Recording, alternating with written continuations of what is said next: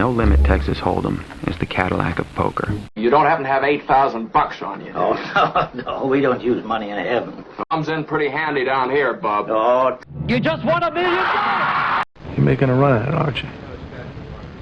Rolling up a stake and going to Vegas. Tuesday afternoon, we played a little bit last night for around 5 hours or so we still need just under 30 hours to fulfill by Saturday, which is definitely doable. We were in for 200, out to 34.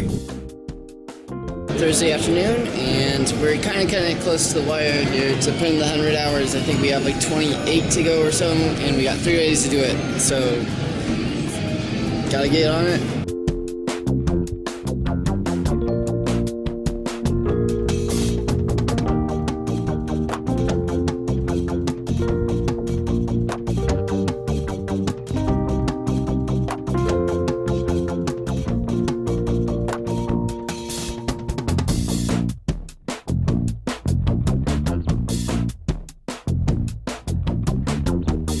Wrapped up the session here at Harrahs, put in just under 11 hours. We were in for 200, out to 61.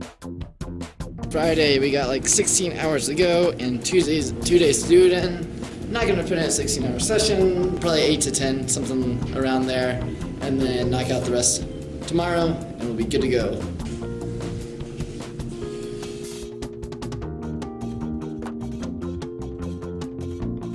Wrapping up the session here at Harrahs. It's around 5 a.m. So I put in right around 10 hours, I think. So we should only have like 8 more hours to go. We'll have to see exactly what it is, the 8.1 or 7.8 or whatever it is. But right around 8 hours to go, and we'll finish up those later today. You know, in for 200, out for 103. Early person limp from very loose. Recently won $800 pot with Jack 7 offsuit. Definitely want to get involved with him, so he limps. We pick up aces with the ace of spades, make it 15, folds back around to him, and he calls. Up is 10, 7, 8, all spades. So we flop overpair and the nut flush draw. Looks good. Looks good. Villain jams $200. Snap jams $200 into us. Normally, just like snap call, you know, it's so rare to flop a flush. Definitely not drawing dead. It just seemed really weird. You know, he seemed very confident. He was showing his hand to the other players at the table. Just a live read. Really felt like he had it. So yeah, I actually ended up folding here. You can't make this stuff up. He's thinking. Throws him away. What? Right, so let me explain a little bit more about this fold, because it's a pretty big fold and not one you should be making very often. Almost all the time, probably 90+% of the time, you should be snapping this off. Overpair, nut flush draw, snap, right? It's just kind of a no-brainer spot. Occasionally your villain is going to have some 2 pairs and sets and maybe some flop straights and flop flushes, but majority of the time he's just going to have pair plus straight draw, pair plus flush draw, combo draws, and all these other draws that you're going to be well ahead of. There's so many draws available on this wet board. However, this is also one too. Most cases and in most games at low stakes, exploitative is going to be the more probable strategy as opposed to balanced GTO. So this is highly exploitative fold. Highly exploitative in this spot against this opponent. This is the villain's demeanor of how comfortable and relaxed he was, especially the fact that he was showing his hand to other players at the table. I mean, I'm not sure if there's a tell out there that's 100% right, but in my experience, usually when people are very comfortable and showing their hand to other players at the table, usually that means they have it. This guy was also a wild card, so he could have just been like, oh, look, I have 3, 4 of hearts, you know? Can you believe I'm making the shove? Sometimes in low stakes, you can make dumb folds, you know? This is a dumb fold. This is just one of those hands where I just found a pretty exploitative fold just because sometimes you can do that in low stakes, and thought about it for a little while and just decided that, you know, I'd seen him do this with value before. You can't rule this out that he'd be doing with a draw, but in the moment, it just made me feel like he was doing this with better than just one pair.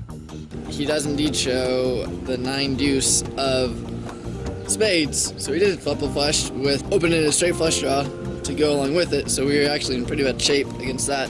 I know it! I know it! I totally know it! We opened queens, on the gun to 7, get 2 callers, flop is 9-8-4 with 2 spades, checks me, I put out a bid of $10, he calls, turns offsuit king, goes check check. I think I should be betting here. Any draws he's calling with on the flop, he's calling with on the turn, likely. I think we should still bet here for protection. The river comes in offsuit 5, bets $25 out into us. Pretty under up here, and the flush draw did miss. Put out a call here, expecting to be good, really, you know, a decent amount of time. And he does table 5-7 of spades. I knew it. I knew you were bluffing. I knew he was bluffing. Yeah, then we bet folded ace king on king queen 8 all hearts to check raise, shove, and a call. That's been this month lately for me. So yeah, we have more 8 hours to go and we'll be done. Big main event seat and we can, you know, yeah. So it's not been a really fun month of poker. Other news, like everything else has been like really good. Just poker has been not awesome. Did I play every hand fantastic? No. No. Mm-mm. Mm-mm. No. No. No. No. No. No. Hell no. No.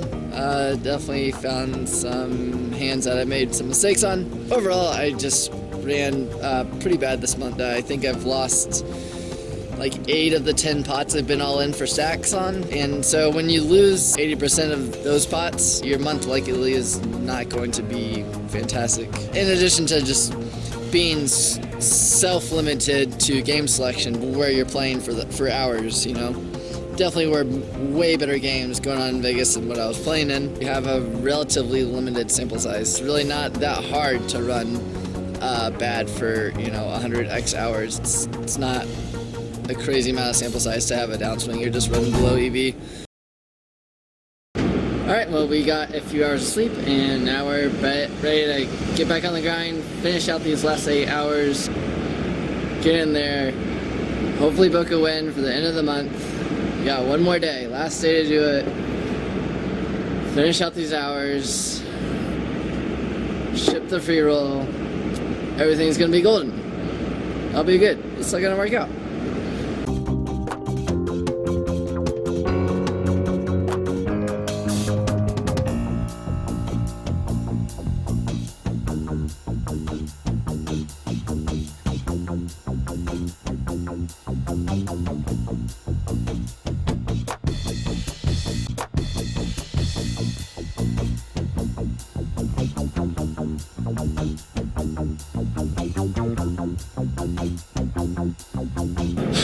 We did it. We're done.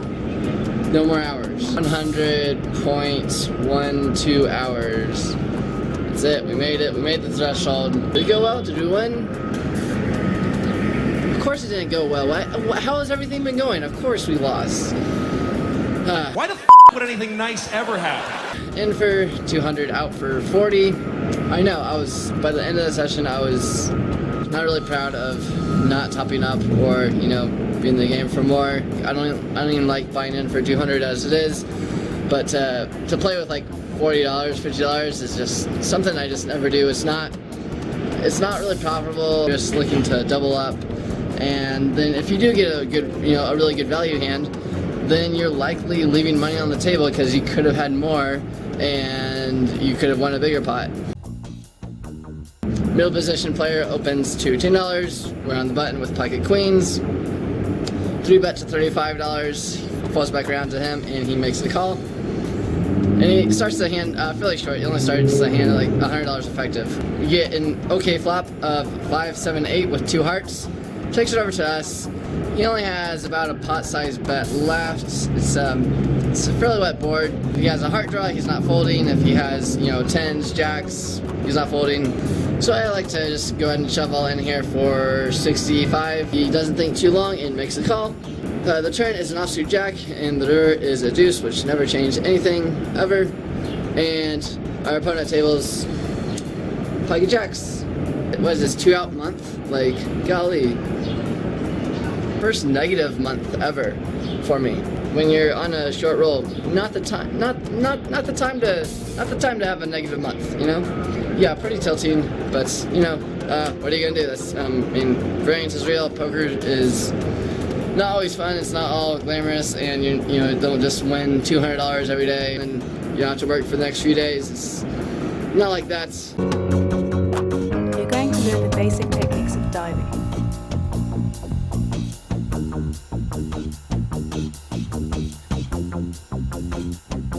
Thanks so much for watching vlog number 29. I really hope you enjoyed this episode. If you did, be sure to hit that like and subscribe buttons. If by some miracle you'd like to donate to the channel, you can find all that information down below. If you'd like to send me mail, I do have an address even though I'm homeless. My address is down below. Email as well. Thanks for watching. Deuces.